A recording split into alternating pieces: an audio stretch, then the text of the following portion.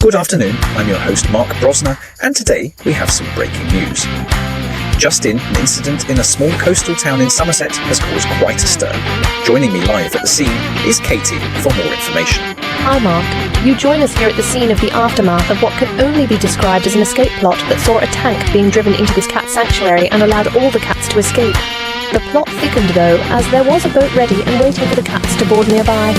This is quite a remarkable story, Mark, as it looks like this had been carefully planned.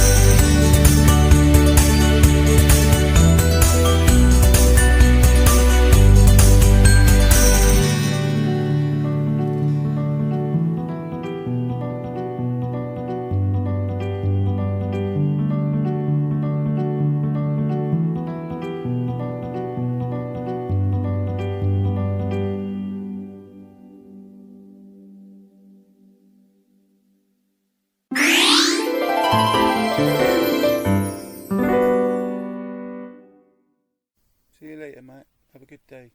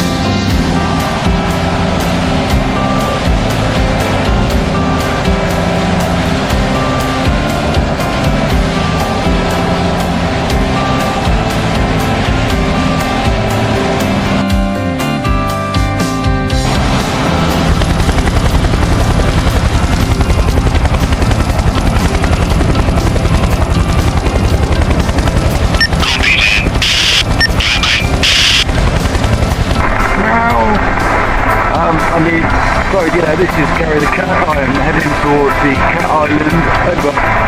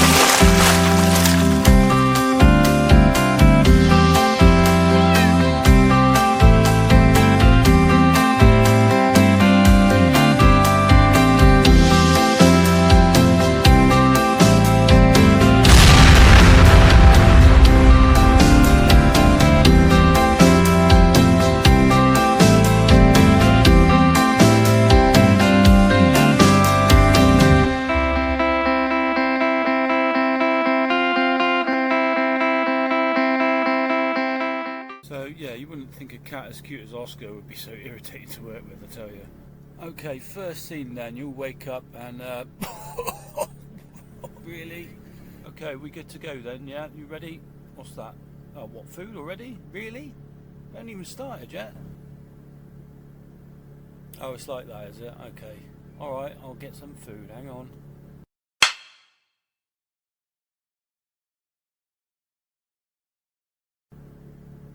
Cut. Okay, Oscar, what kind of cat stretches like that, mate? Okay, this scene we're gonna... Oh, for crying out loud. What are you doing? Can we just get this... Okay, right, I've upset you. I can see that. That's fine. What's up, mate? Everything all... Whoa! I told you not to eat that mouse, didn't I? I did tell you. You're so cute. I squeeze you. I love squeezing you. Okay, that's interesting. I didn't know you could do that. So this is Gary, your new... No, Oscar, no! Oh, no! Stop! They say don't work with animals. Very good advice.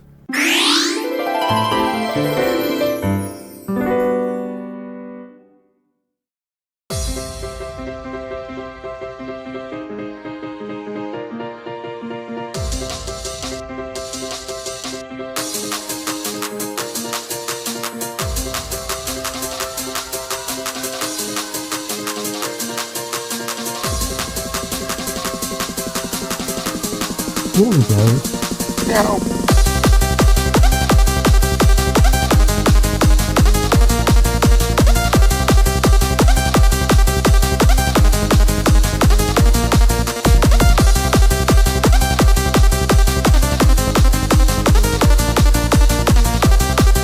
morning, Gary.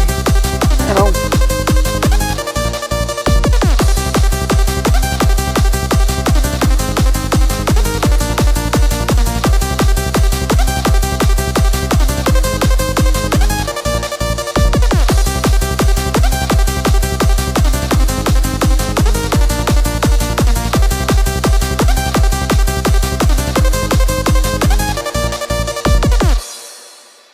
Oh, you're a lovely boy, aren't you? Bet you'd love to come with me on my plane. Shame I'd probably get the sack, though.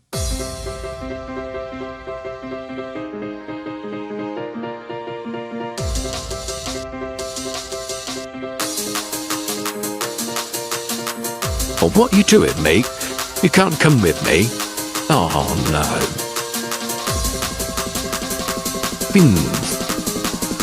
Whoa, hang on. Whoa.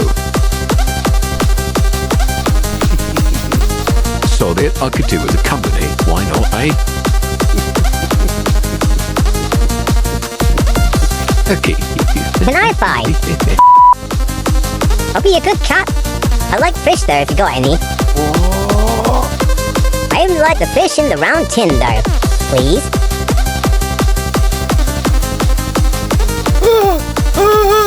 This has to be a dream.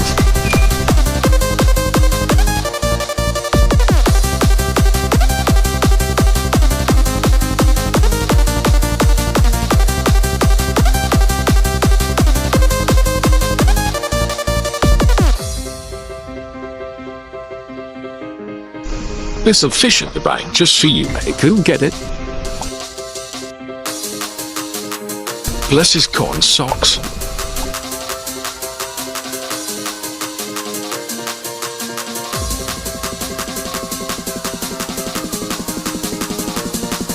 John, I can't find it. And the brown wooden door right at the back. Oh boy, here's just my favorite. Freaking so yard. Tell me, Gary, how does a cat learn to talk? Well, anyway, I woke up in a fin one day, and all of a sudden I could talk. That sounds like someone's done something to you, perhaps. Have you got an owner? Yeah, what is that?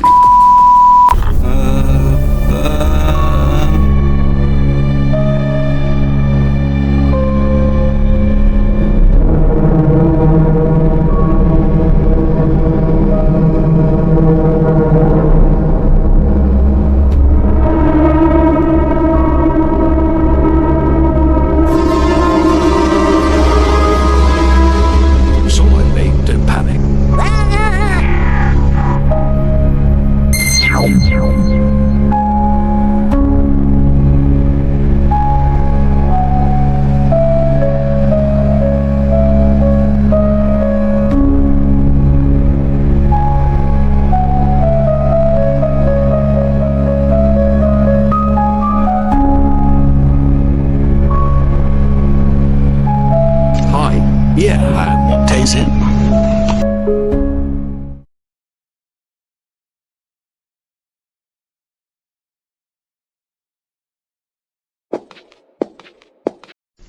Hello, boy. You look familiar, you dear. I had a dream about cat like you the other day. It's me, Gary. Oh, I thought I dreamt you. I thought you were a dream. Nope, I'm just a cat.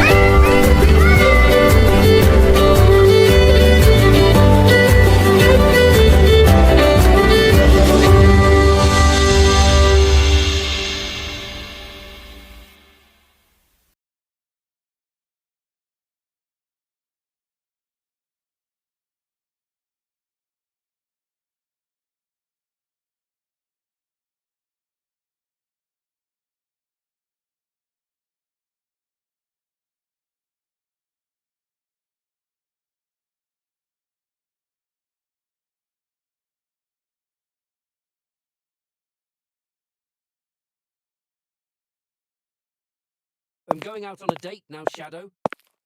If you pull another stunt like before, you will be out on your tail.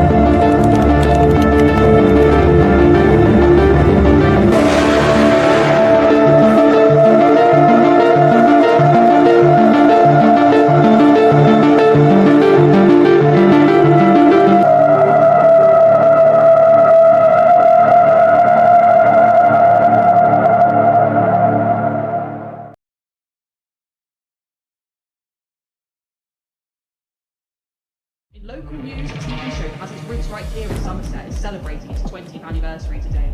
That's right, Lucy. For Real TV started out 20 years ago with its mysterious cat competition, set on a mysterious island, but still to this day nobody knows where it is. The competition still features cats from all over the world, from all different backgrounds, and it still fascinates people to this day. That's right, Mark. And it's not just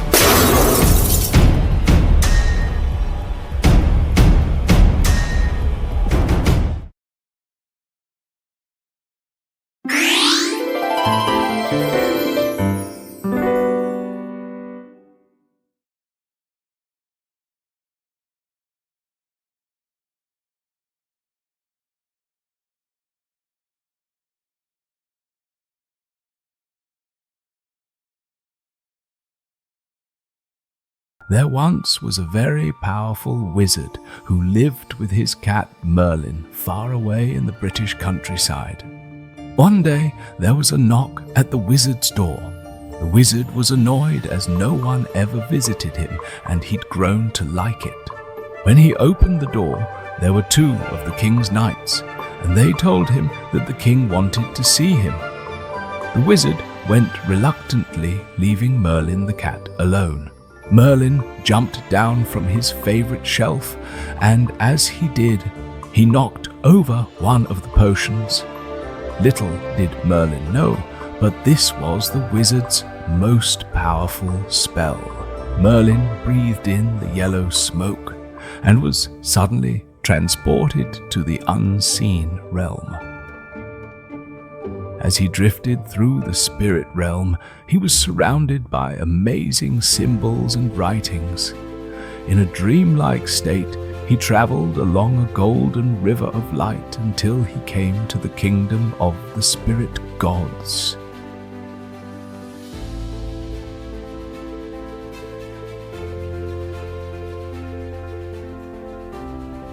The spirit gods knew who Merlin was and who he belonged to.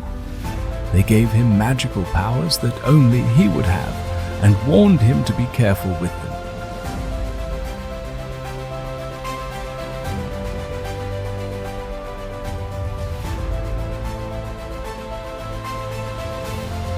The spirit gods sent Merlin back through the spirit realm to rejoin his owner.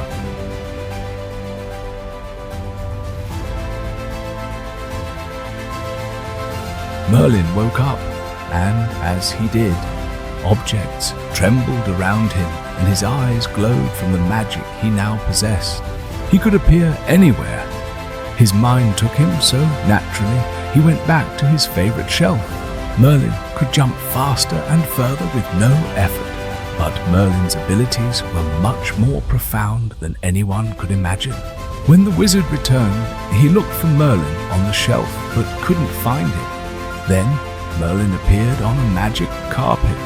The wizard was shocked. He couldn't believe his eyes. Objects flew round the room.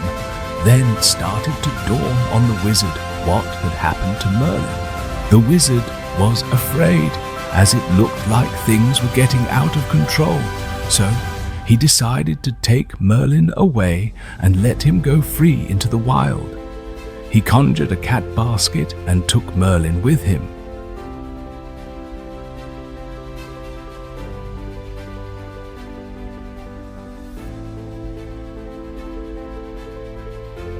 The wizard was about to put Merlin into the river and let him sail away, but then he stopped and put Merlin down. The wizard was having second thoughts. As Merlin realized what was happening, his eyes stopped glowing and he looked sad. As the wizard sat down, Merlin saw an opportunity for attention, so he jumped onto the wizard's lap, purring and meowing. The wizard, stroking the cat, began to rethink his plan. He realized that he deeply loved Merlin and couldn't bring himself to part with him. The wizard talks to himself, convincing himself. As the wizard walks away, Merlin looks sad again, thinking the wizard was leaving him behind.